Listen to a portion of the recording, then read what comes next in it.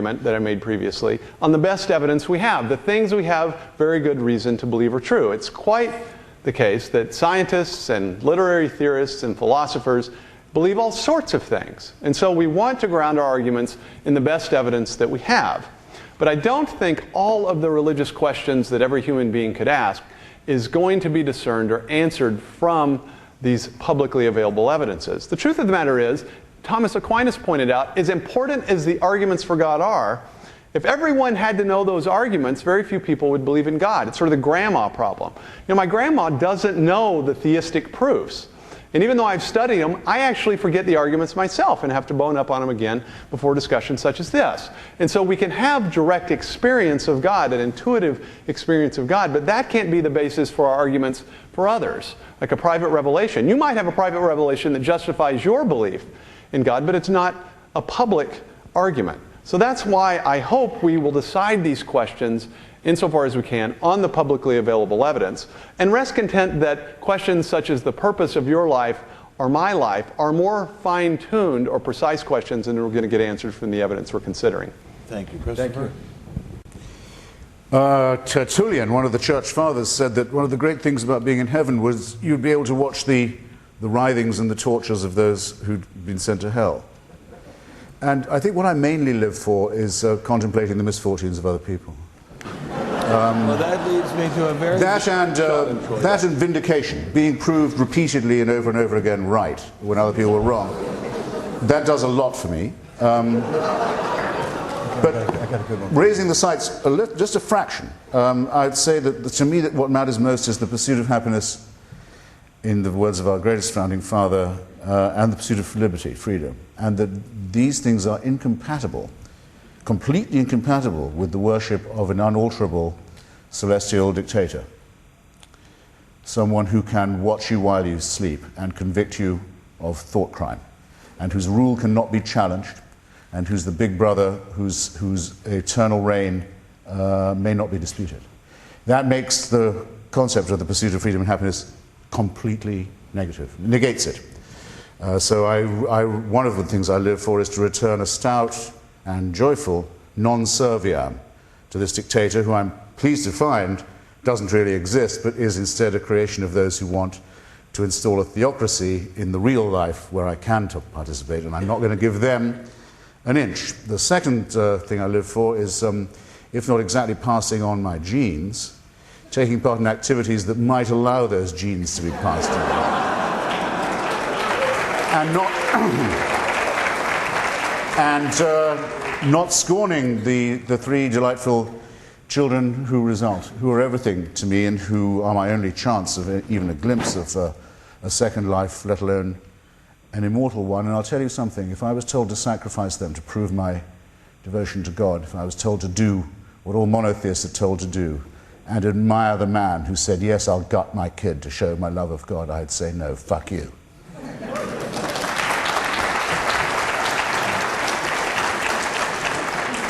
Thank you, and Chris. so should you. And the religions that say you should admire infanticide as proof of the love of God have no claim at all to be preaching ethics, let alone morality. So then are you opposed to abortion? Christopher, oh, please. Christopher, so does that mean that are you involved in the pro-life movement in that case? I believe that the concept unborn child is a real concept, yes. And I've had a lot of quarrels with some of my fellow materialists and secularists on this point. I think that if the concept child means anything, the concept unborn child can be said to mean something. And actually all the discoveries of embryology, which have been very considerable in the last generation or so, and of viability, appear to confirm that opinion, which is, I think it should be innate in everybody, is innate in the Hippocratic Oath, is instinct in anyone who's ever watched a sonogram, and so forth. So yes is my answer to that. Excellent. Let me we have some questions. Yeah, here's a question from a Simon Johnson from Houghton, Michigan, of the Evangel Baptist Church. This is directed to Christopher Hitchens. How does the law of the conservation of matter, that no matter can be created or destroyed, factor into the theory that out of nothing all matter was suddenly created, the so-called Big Bang theory? Well, there must be, in fact, I happen to know there are many people in the audience better qualified to answer that question than I am. If you read, say, Lawrence Krauss's account of the Big Bang, or Stephen Weinberg's The First 3 Minutes, what you have to picture is something like a baseball, out of which in a fraction of a fraction of a fraction of a fraction of a fraction of a millisecond, 400 billion galaxies are about to burst. The fact of the matter is we are not able to picture that. We can picture something like the second law of thermodynamics and conservation of matter. We can't. Our minds won't do this job. Remember, the term Big Bang was invented, like the term suffragette or the term impressionist or Tory, as a term of abuse by Fred Hoyle, who said there are some people who think, it all began with the Big Bang. The overwhelming evidence now is that it did, and that everything was inside that baseball until... So I was once asked by an intelligent child to whom I was trying to draw this picture, my daughter actually, my younger daughter, okay, what was outside the baseball? You can't do that. You can't do that. Einstein couldn't do that. Fred Hoyle couldn't do that. Weinberg can't do it. Krauss can't do it. No one can do that. Maybe Jay Richards. But I yield the floor. But I think anyone who's willing to make a leap of faith might possibly do it. So I yield the balance of my time to... Yeah, and of course, we both agree, obviously, on the veracity of Big Bang cosmology. I mean, an implication of Big Bang cosmology, you can just sort of think of it as running back the tapewords on cosmic time, so that there's a point, sometime in the finite past, as it has been put, in which all of space and matter are compressed into a point of infinite density and zero volume. That's the picture to which Arno Penzias responded. Penzias was the co-discoverer of the cosmic background radiation, that this is what he would have been led to expect by the 5 books of Moses. Now, Penzias is a Jew. He believes in God. But he saw this as in some way a confirmation of what he believed the fundamental truth of his religion told him, which is that the universe is not self-existent, but had a beginning in the finite past and was caused or called into existence by God.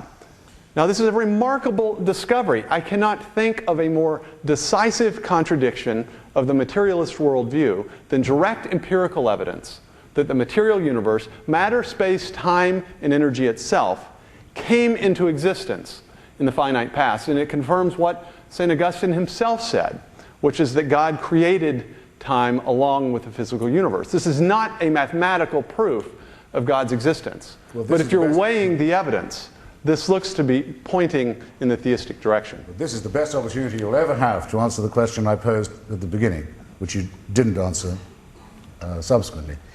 In that case, why can we be sure that nothingness is about to be delivered to us instead of somethingness? By the extraordinary events that I just described, the heat death of the universe, the doubling of the speed at which it's expanding away from itself, and the collision of our galaxy with the galaxy Andromeda, which is booked for 5 billion years from now. So our somethingness is certain to be replaced, not in infinite but finite, measurable, predictable time with nothingness, and you have nothing to say about that plan, that planner, that design, or that designer. You can't go on ducking this question any longer in my submission.